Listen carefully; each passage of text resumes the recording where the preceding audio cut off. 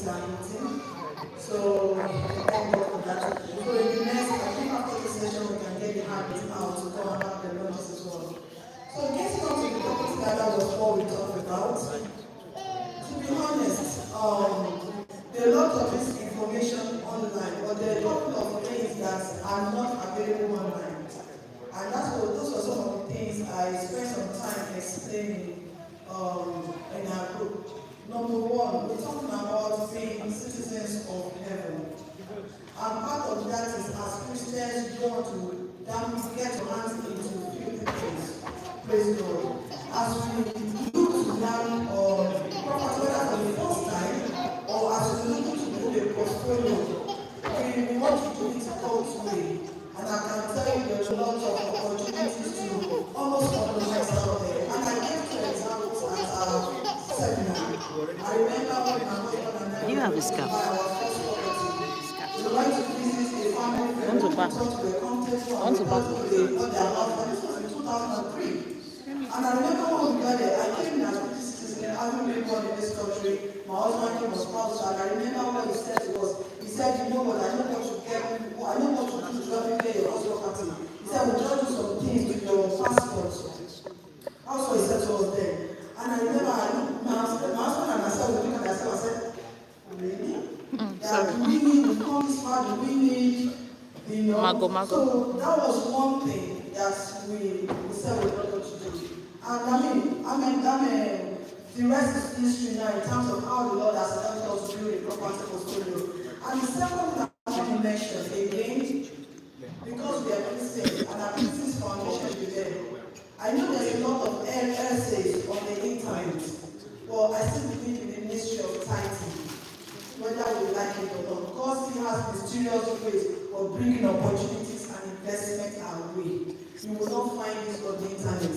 That's why I'm saying anything about getting your views on the property ladders on the internet, but there are some things as Christians that we can't do some things the way our non-believers are doing, but God's way of doing it, God has a way of prospering us. He has a way of making deals come our way.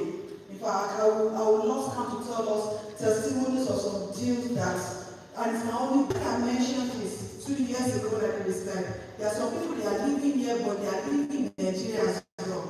So they are living here, they say, oh, in 5 years' time, I don't think I'm going to start in this country, I don't have this country, and they want to live here in transit. And then, so what happened is those people, they spend 5 years, 10 years, 3 years, and they have nothing here.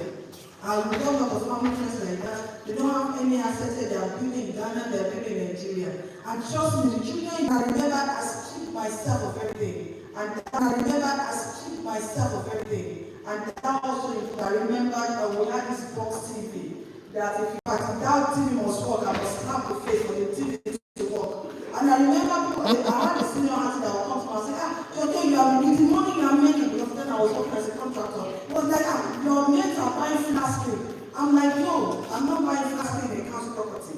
And now when I go to some council properties in the area where I live, you see people living in long-term council properties like they are driving home magic, they are Range Rover. It's a misplacement of priority.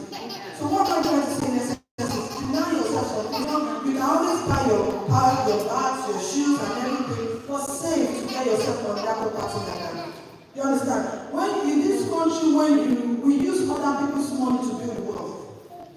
So I say that again. In Nigeria, it's a cash economy. I'm sure most of the houses our father built, they built it as we handle their salary, they will get a bricklayer and they build. Well, here it is. What is the word to use now? It's credit economy. So you use other people's money to build wealth. And if you're still renting, by the time we come here for this conference, I want to hear that even if you just 1 bedroom or 2 bedroom, you will die.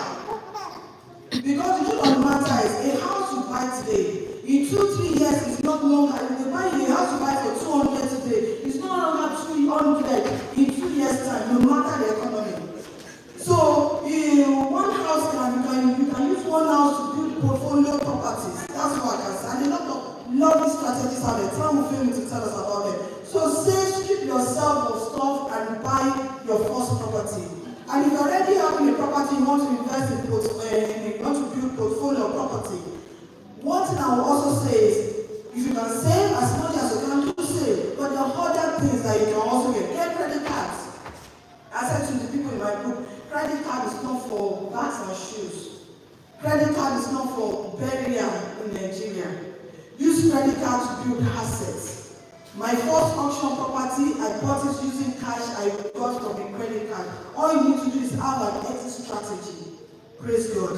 So in this country, let's not live as strangers. Let's have dominion. Praise God. Thank you very much. We thank God for that. There are a few things she said. Build your credit rating, and that is pay your bills on time. Be sure that both of you have your names on bills and it's paid on time. It builds your credit rating. That's very important. Delay gratifications. There are certain things that you can do without. Save. Number 3. Use credit not for consumption, but for investment. Maybe I'm talking business terms here. But that's exactly what you say. Don't use your credit card on consumptions. We have high propensity to consume than to invest because of where we come from. Use credit to build investment. In business, they call it hedging. If you go to business school, that's what companies do. They hedge their risk by getting companies, liquidity assets from bank and manage their exposures. Thank you very much. I'm going to call on Dr. Nandi. Dr. Nandi is going to talk to us about what he discussed in the group, and he's got between 5 to 8 minutes just to quickly wrap up on 360 degree well-being. Dr. Nandi, please. Hello. God bless you very much. I put together a little write-up, which I'm going to forward to Brother Weber. As I said, every one of us in the NACF has an email. Every one of us just watch all the emails that you just read through them. And so that was going to do. But in the group, I didn't go into what I actually wrote. We just had a procession. The time was very limited. So it's basically 360 degrees just means 100% is all around. And that is health, well-being is not necessarily absence of disease. Absence of disease. Complete state of feeling good and living good. So for you to live, first of all, for you to live good, you've got to have our assumption that all we're born-again Christians, and many of us are very deeply committed to the Lord, and many of us have been born again for years and decades, and many of you have been saved from university, secondary school years. So many of you are 5, but also have a presumption that in the area of spiritual element, you are on top of it. So I won't go into that area. But having said that, if you are sound in things of God, you need to have that's actually the more reason why we should be balanced in our lifestyle. I think spirituality is not just me. We can speak in tongues and speak, Pentecostal jingoism, which we are familiar with. I've known people who do it all, and they are just complete criminals. I've dealt with born-again Christians speaking in tongues with the Holy Hands, they just cheat you, they mess you up. So that's what I'm talking about. Talk about real righteousness, holiness, love Jesus. Spend time with God, walking with God. If you are like that, then you need to, there's expectations that we need to know what is necessary. And that is the other 2 areas I want to talk about. That's mental well-being and physical well-being. Mental just means that we need to know what it takes to be mentally sound. I know many of us here may not be familiar with what mental disorder is all about. But I tell you, I always give an example. I asked somebody, what is the infant mortality rate in Nigeria? Do you think it's high or low? And they said, I don't know anybody who's ever lost a baby. And that's the thing, if you don't know anybody who's ever lost a baby in Nigeria, you think it is probably not high. Okay, but it's absolutely ridiculously high. Okay, simply, if you have never had a family member who suffers from mental illness, you don't know that millions of people in this country, especially Africans, are stuck in mental homes and mental hospitals. Terrible state families are going through tough times. Immigrants suffer a lot and from this pandemic. So mental illness, mental well-being is key.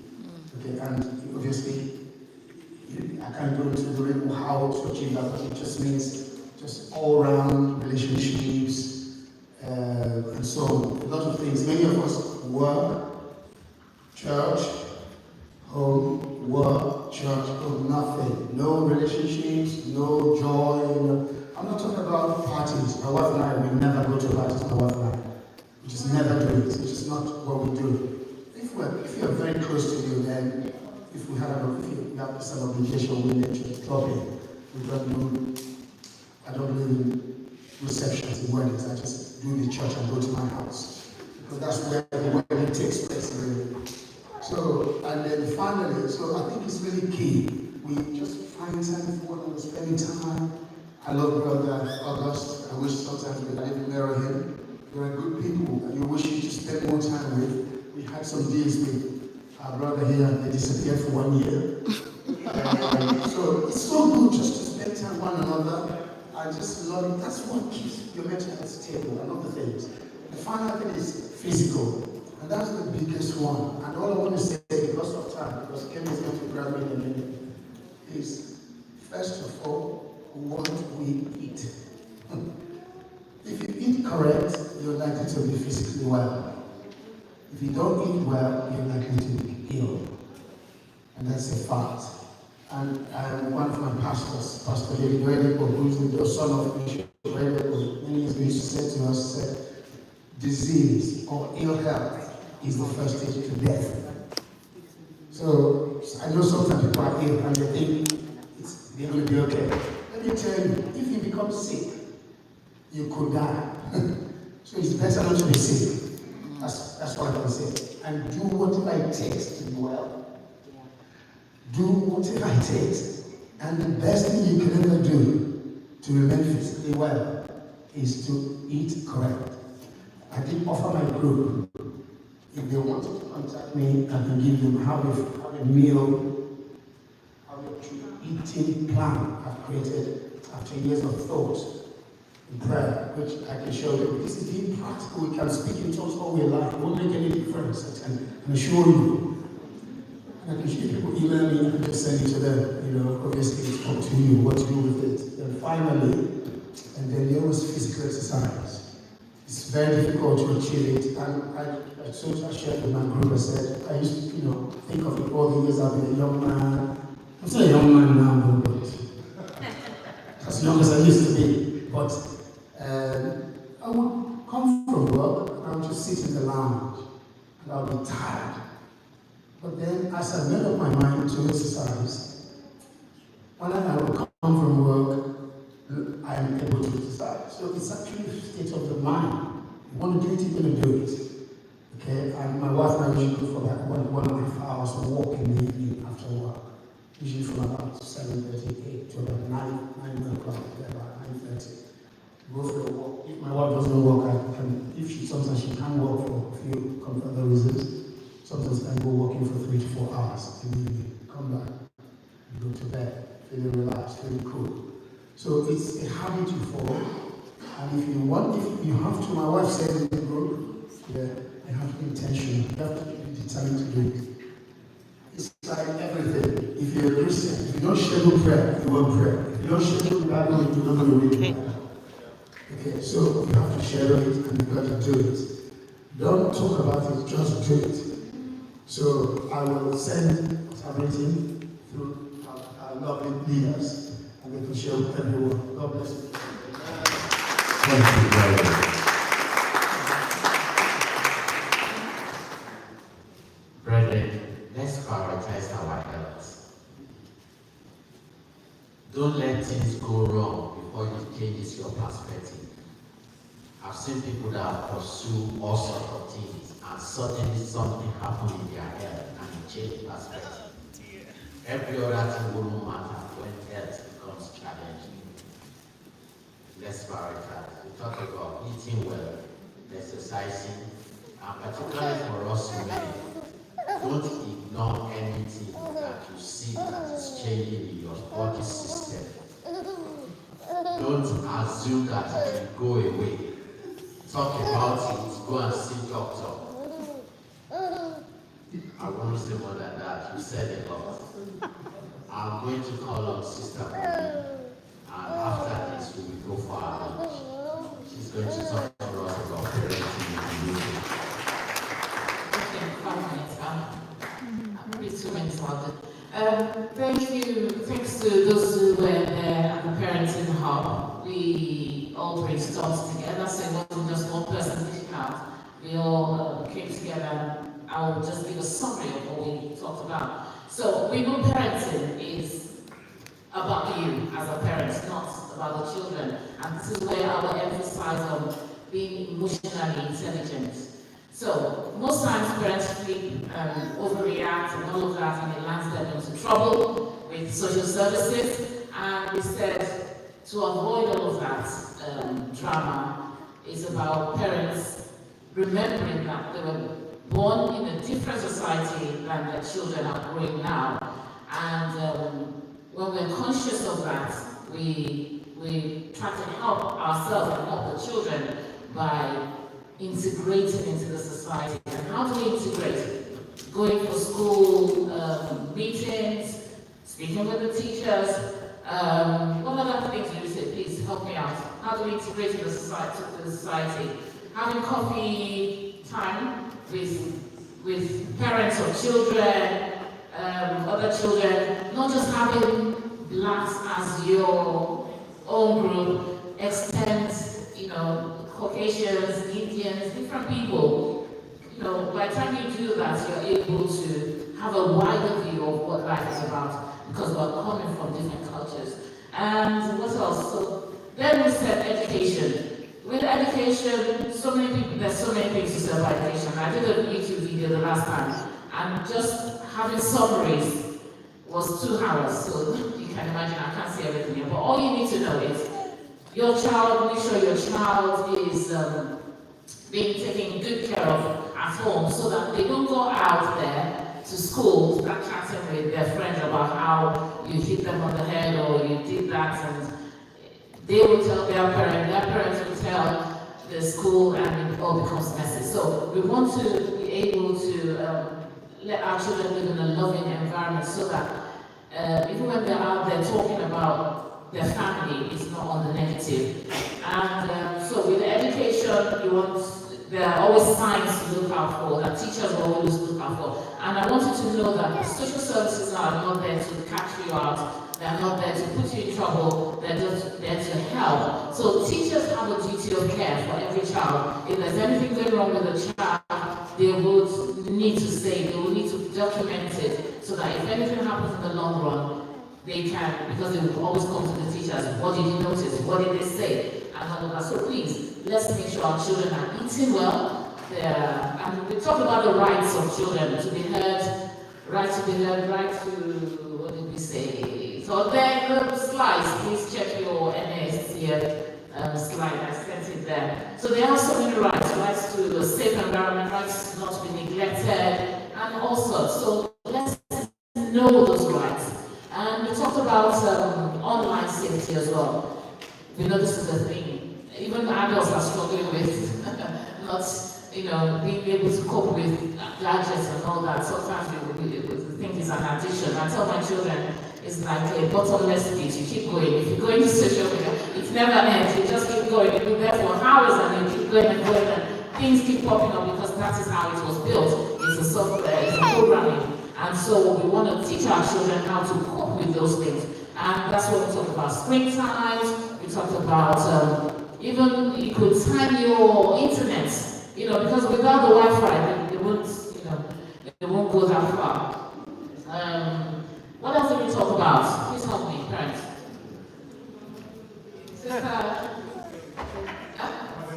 Behavior. Yes, behavior. So we with your child is very important. When you communicate with them, it helps to elevate so many things that we face. And like we said, the social services or your neighbors are not there to catch you up, because to be honest with you, there are people whose ears they are the ears of the government, they are the ears of citizens wherever you live in your neighborhood. So you don't want to fall into that trap. And it's all about keeping the child safe, because everyone has a duty of care to those children. So to help with behavior, talk with your child, communicate, you know, things are changing. I think it's just about communicating with them and knowing how to help them with whatever it is they might be going through, know what their school are like, attend school meetings. What else did we say?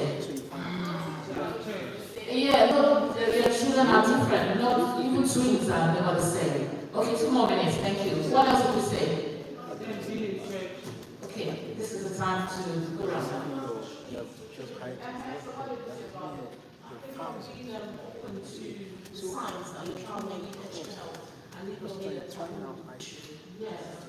Thank you very much. So we should be open to help. There's so much help in the schools. Even parents who are struggling with how to take care of their children, not taking care of their children, but who are struggling with bullying, or my child's always coming home sad, or what, or you're struggling with parenting or anything like that. There are so many resources in school you can draw from.